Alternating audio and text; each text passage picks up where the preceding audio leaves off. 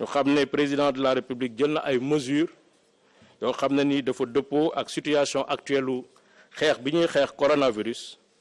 Ministre des transports war a jël ay matuwaay ci transport pour dëppale léegi exploitation bi nga xam ne ñu ngi koy def ci transport ak li nga xam ne mooy situation actuelle bi.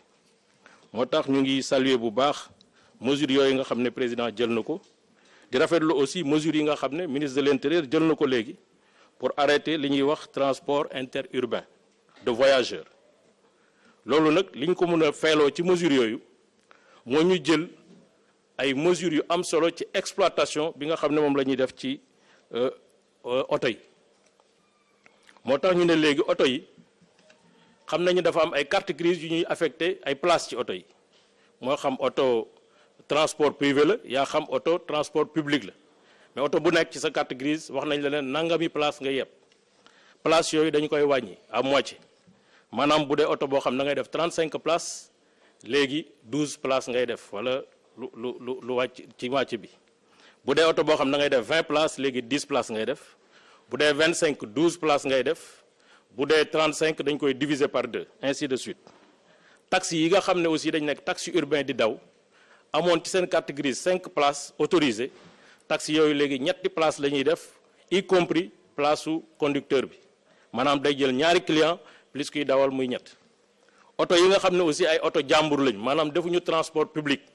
mais transport privé la ñuy def nekk oto 5 places ñooñu aussi mesure boobu dañ leen koy appliquer maanaam mënatoo yeb ci sa biir oto lu ëpp ñetti nit ak chauffeur bi. loolu aussi baax na ñu préciser ko oto yi dëppoo ak oto yi def transport public aussi te nekk oto transport privé même mesure yi lañ leen di appliquer. ñu wax ne aussi pour protéger citoyens yi ak usagers yi ak transporteurs yi képp ku dugg ci oto buy def transport public wala transport privé ñaan nañu la pour nga def masque parce que loolu moo lay aar mooy aar ki nekk ci biir oto bi mooy aar aussi askan bi. beneen mesure boo xam ne am na solo mooy ci transport de marchandise bàyyi nañu xam nga transport de marchandise day wëy parce que président de la république wax na ko ci message am bëggul ñu arrêter économie bi comme nit ñaa ngi dem di liggéeyi koom bi mu ngi dox normalement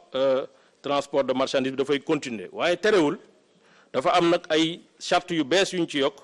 mooy gisoon nañ ne camion yi def transport de marchandise léeg-léeg dañuy am ñaar ba ñett ba ñeent ba juróomi nit yoo xam dañuy nekk ci cabine bi loolu aussi pour tenir compte ci restriction yi nga xam ne ministère de la santé jox nañu ko cabine bi léegi chauffeur bi moo ciy nekk ak ku koy assister ba pare nag rax si ndool yi nee nañu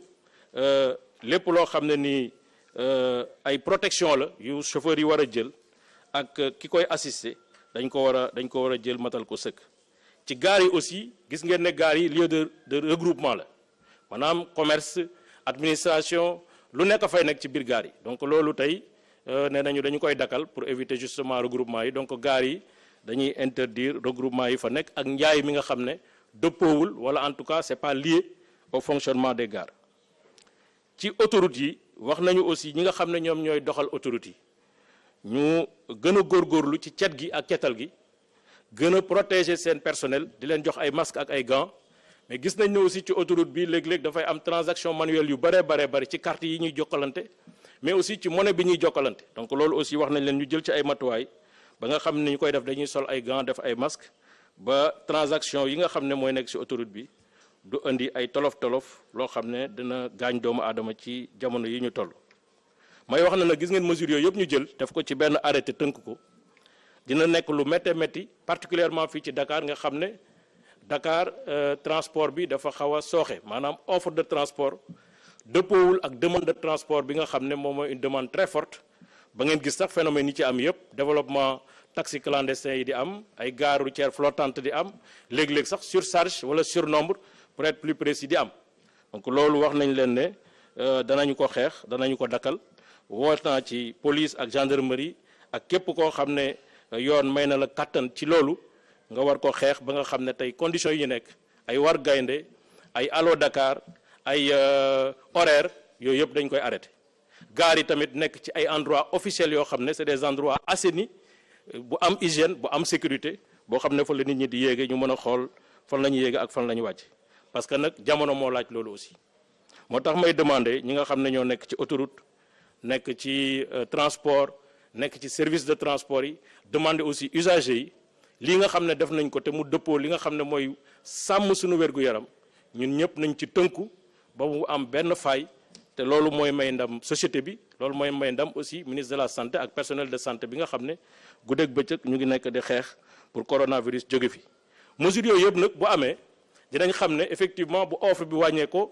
tarif yi maintenir parce que wax naa ne mesures yi yëpp warul indi benn augmentation de tarif dina am nag ay sooxe ci transport opérateurs yi ko doon am fukk boo moytul juróom ngay am te loolu dinañ ko prévoir parce que def nañ benn comité de veille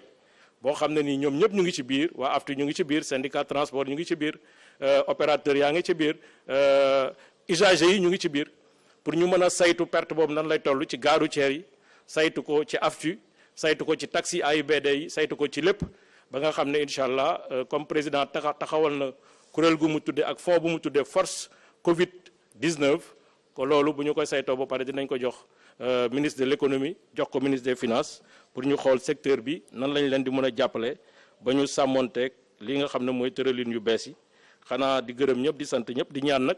lii ñu taxawal ñun ñëpp ñu dugal ci suñu loxo jàppale ci président jàppale ministre de la santé jàppale gouvernement bi ba nga xam ne li ñuy tiit mooy transporter virus Covid 19 bi du am incha allah ñu ngi gërëm ñëpp di sant ñëpp salaamaaleykum wa rahmatullah.